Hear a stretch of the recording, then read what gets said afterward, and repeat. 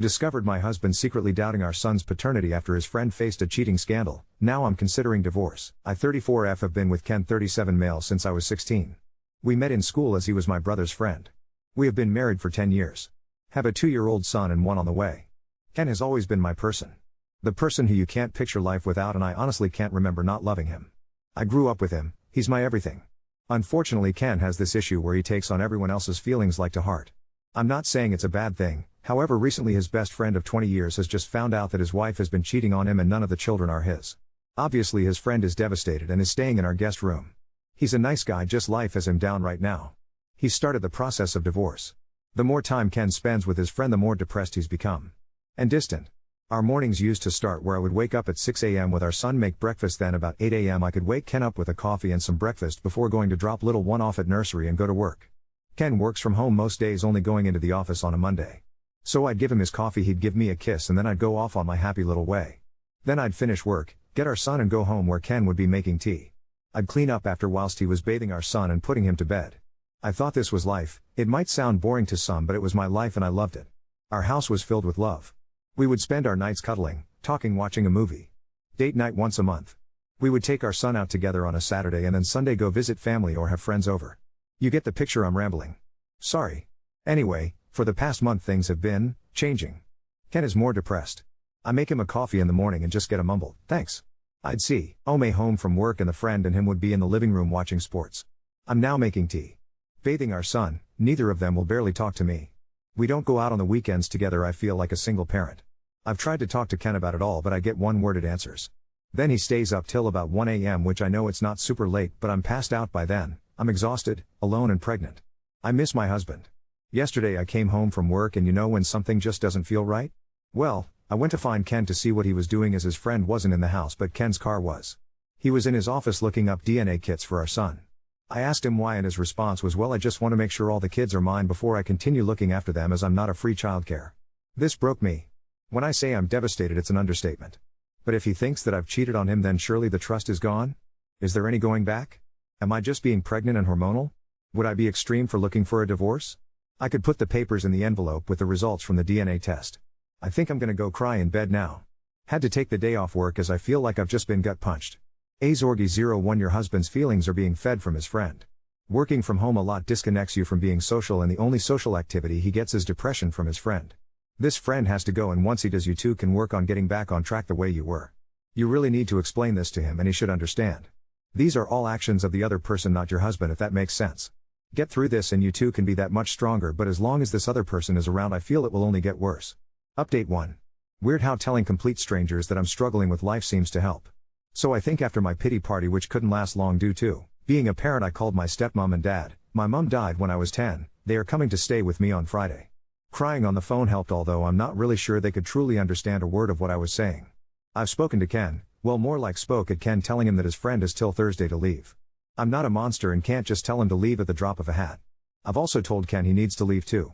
Whilst yes I could go to my dad's house, I don't want to disrupt my little one more than needed, and all the things for my baby is here too.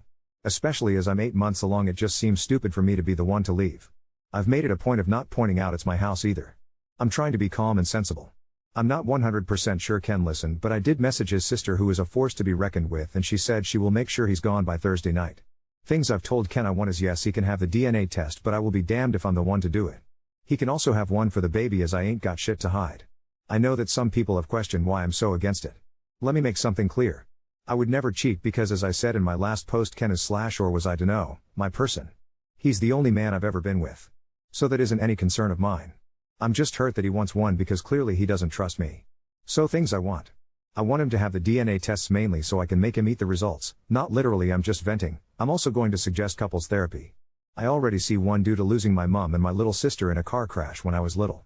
I want to suggest he sees one alone, but you can lead a horse to water but can't make him drink it. I don't want to force him to do anything he doesn't want to do. I want him to maintain contact with our son. Yes, he doesn't believe he's the father right now, but that's no reason he should neglect him as he's his, and I don't want to upset my son. Yeah, he's only 2, but still he deserves all the love from both his parents. He's done nothing wrong. Then obviously this one when he or she comes along. Still not sure about the state of my marriage, but even if divorce is what happens I need to be able to get through to him so he can be the father he was. Am I going insane? Do I sound insane?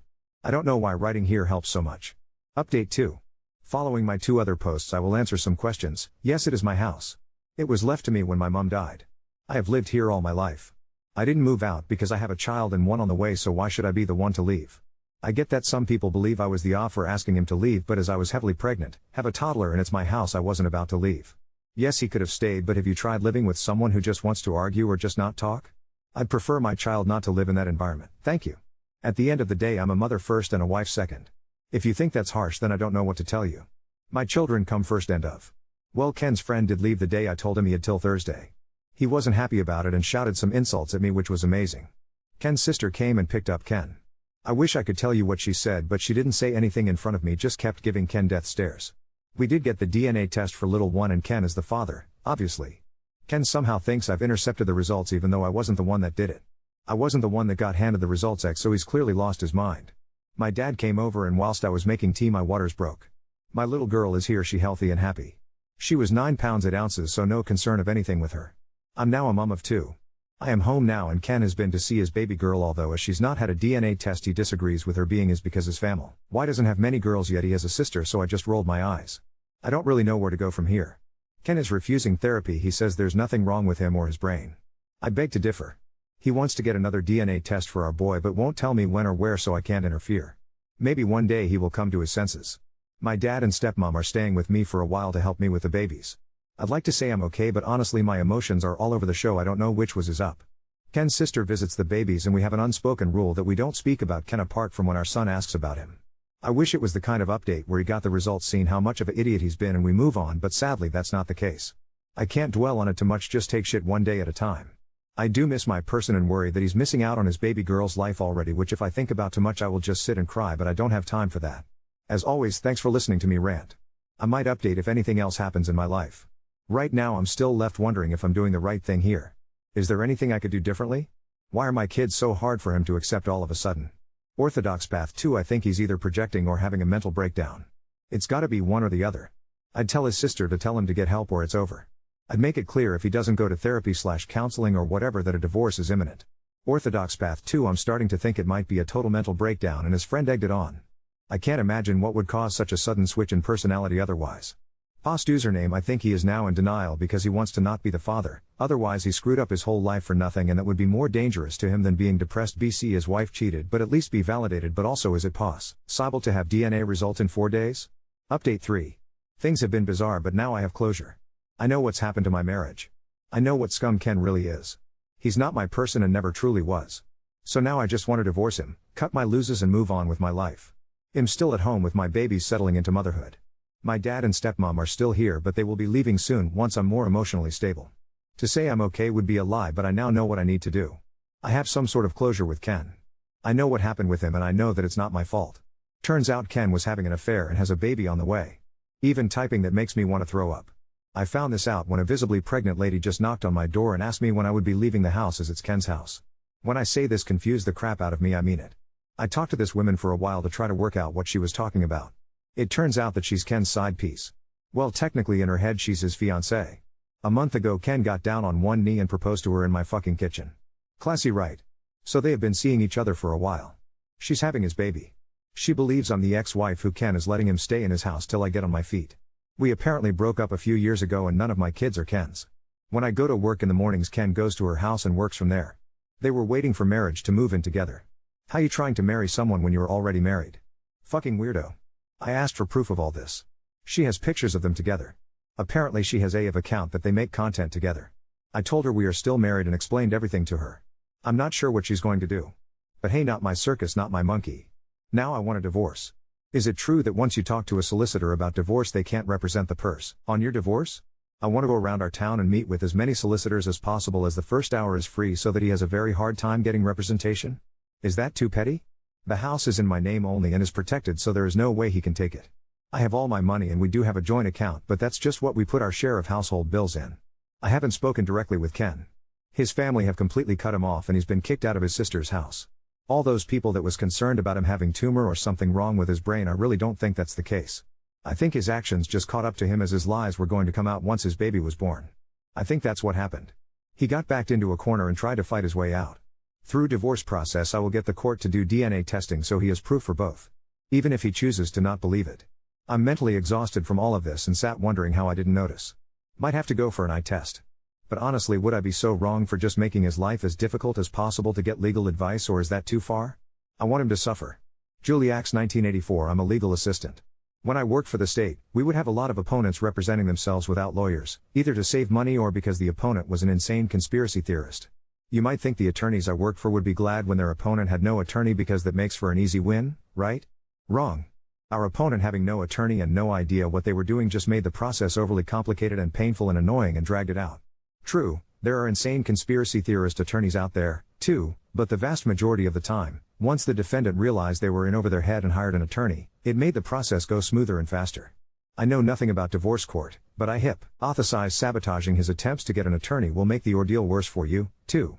You have proof of infidelity, the house was acquired before the marriage, you have this in the bag already. Just go through the motions of serving the paperwork, letting time pass, etc. The less shenanigans anyone causes, the smoother and faster it will go. I don't know if STBX has a motive to drag the process out, but preventing or delaying him finding an attorney is no protection against that. Update 4. I'm okay. I totally just forgot about my ramblings on here lol. I'm doing okay. I'm officially divorced from Ken. It took a long time to get to this part of my life, and at some points I actually felt like I was drowning. Both of my kids had a DNA test through the courts and they are Ken's. He still doesn't believe it. Not my problem though. Ken is now in prison for domestic abuse. I'm not 100% on the details because I wasn't involved. It was his side piece. I'd love to say that sometimes I don't break down in tears and I'm completely over it. But I'm not. I've now gone back to work though after my maternity leave was finished. I got a promotion. And now I'm used to living with just us three. My kids keep me going and I'm so proud of them. They go visit their grandparents and dad's side of the family and they have been so lovely and supportive. His sister is still amazing.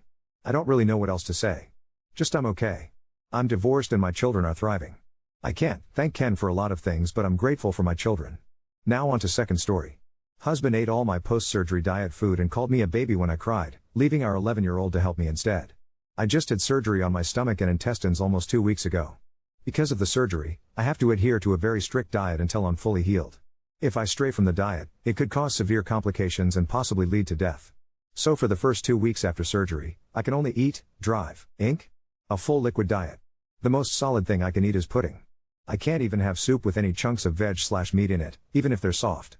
There's not a lot of variety to choose from and I'm not having a good time at all. Plus I'm still having pain from the procedure and some nausea, and I've had to go in for 4 fluids and iron twice now. Prior to surgery, I meal prepped for myself and for the family so I wouldn't have to worry about it after. I made meals for myself for every stage of the diet and with specific macros/ingredients to meet my needs and comply with my other health problems. For example, I have celiac disease, so everything has to be gluten-free. I also follow a low sugar/low carb diet, so everything had to comply with that as well. I also made meals for him and our son, meals specifically requested by him. I stocked up on snacks they liked and asked for. We also have a fairly strict budget right now, so I made everything from scratch to save some money. About 1/4 of everything I made is in the freezer attached to our fridge for convenience sake, the rest is in the deep freeze in the garage. So most of the meals in the house freezer are gone, so I went out to the garage to restock. All of the meals I'd made for myself are gone. Just completely emptied out. I'm really upset because I have no energy right now to make more. Living off of liquids and having anemia will do that to a person. My diet is, hopefully, progressing to soft solids tomorrow, so I was really excited to be able to eat some of the food I'd made. I asked him about it and he blamed it on our son first. Which I know is BS because the kid hates all of my special food with a passion lol. There's no way he'd be sneaking my food. So I questioned my husband again. He admitted to it, said he'd been taking my meals to work as his lunch because he was too tired to make his own lunch before work. He has always made his own lunch up until now. He also said he was bored with the lunch he makes and my food provided variety. I am exhausted. This recovery period is kicking my ass. Before surgery, I ran a mile every day. Now, I barely have enough energy to walk up the stairs. I'm not supposed to lift more than 10 pounds. I'm not supposed to do anything more strenuous than walking. Even taking a shower is tiring right now. The anemia, dehydration, and lack of proper nutrition is making it worse. So when he admitted to taking my food, I just started crying. He hasn't been much help after surgery. My son, 11 has been doing all the lifting for me and helping me with chores and cooking. When I started crying, he got disgusted and told me I was overreacting and being a baby. He refuses to make me new meals, he refuses to help me make new meals, he says it's been almost 2 weeks and I should be able to do stuff on my own. At this point, I'm seriously considering divorce. I mean, my son and I are already doing everything on our own already. And I know my kid won't eat my diet food. Am I overreacting? Also, I just found out he's raided my non-perishable food stores in the pantry. It was mostly sugar-free jello and pudding, stuff I can eat on the liquid diet. Pretty much everything is gone, except for some sugar-free orange jello. TDLR, I am on a special diet due health issues and recent surgery. I meal prepped meals for myself and for the family so I wouldn't have to deal with it while recovering from surgery. My husband ate all of my diet food without telling me and says I'm overreacting for being upset. Update 1. I tried to read all of the comments but there are so many and frankly, I'm tired so I'm sure I missed a bunch. I apologize for that. Anyway, so it's been approximately a week since my post and I'll try to answer some questions and let everyone know what's going on. The food I had in the deep freeze in the garage was for the next stage of my diet, which is soft foods with a high protein content. Think egg salad, tender cooked chicken, vegetar, chicken chili, soft seafood, etc. Definitely more tasty than the liquid diet I was on. So maybe that's why my husband ate them. Ike. I'm still not clear on why he did what he did. I have no idea if he ate them or threw them out as many of you suggested. I did ask him and he danced around it and didn't provide any answers. I think maybe he did a combination of the two. I think he has some built-in resentment as I've had health issues since before we married. He knew what he was getting into and he married me anyway. I don't think he realized the toll it could have on him and our relationship though. He's not a caretaker, just to clear things up. I'm not sick enough, except while recovering from surgery, to need someone to take care of me. I am very independent and I do everything myself.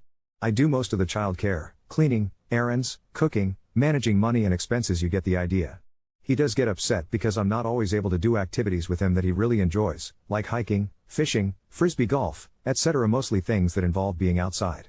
I'm very sensitive to temperature and heat makes me physically sick. I'm also supposed to avoid the sun as it gives me a rash and makes me nauseated. We do a lot of indoor activities like playing games, movies, museums, going to the gym, swimming indoors, etc. I also make an effort to spend time with him individually and as a family. Up until this surgery we have had no issues and I had no idea he would act this way. Maybe I missed some red flags, Ike. My husband has never been abusive nor has he ever done anything like this before.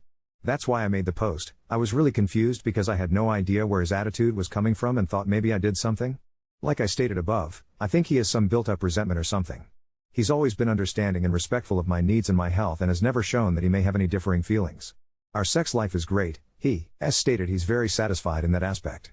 He says he sees that I'm putting forth a lot of effort to spend time with him and make him a priority in my life and he says he appreciates it. So unless he's feeding me a line of BS, this isn't the cause either. The surgery I had was removal of benign tumors I had in my stomach and part of my intestine. They had to remove 3/4 THS of my stomach and part of my small intestine. They got all of the tumors and are optimistic they won't return. I'll have to be very aware of my nutrition for the rest of my life as I will have malabsorption issues. The surgery was done laparoscopically so it's not as painful and doesn't require as much recovery as an open procedure. After we fought and he refused to rectify the situation, I told him we needed time apart. He went to stay at his mom's house as I don't have any friends or family nearby. For food, I made some scrambled eggs and hard-boiled some eggs to get me through dinner that night and breakfast in the morning. The next day, we talked on the phone for a couple of hours. He apologized profusely.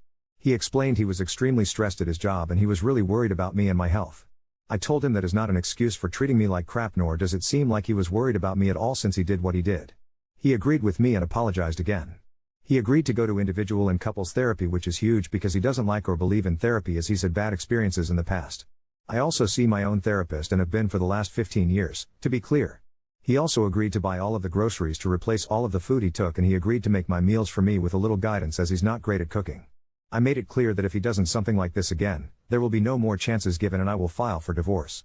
He also apologized to our son for putting more responsibilities on his shoulders. My husband is now back to staying in our home. He has been doing all the things I am not supposed to do and he's working on remaking all of my meals. I've been teaching him how to cook easy meals for him and our kids so he can do so in the future. He's been nothing but polite, sweet, loving and respectful. He's also been putting forth an effort to take on more responsibilities in the house so I'm not forced to have to do everything. I am, however, worried that this is all just a temporary fix because he wants to avoid divorce. I'm keeping an eye out for red flags. I'm not willing to put up with poor treatment. I'm just waiting for him to get comfortable and revert back to old habits. So we will see what happens, only time will tell. To be clear, he's never treated me badly in the past, which is the main reason I decided to give him a second chance. I'm really hoping it's an aberration.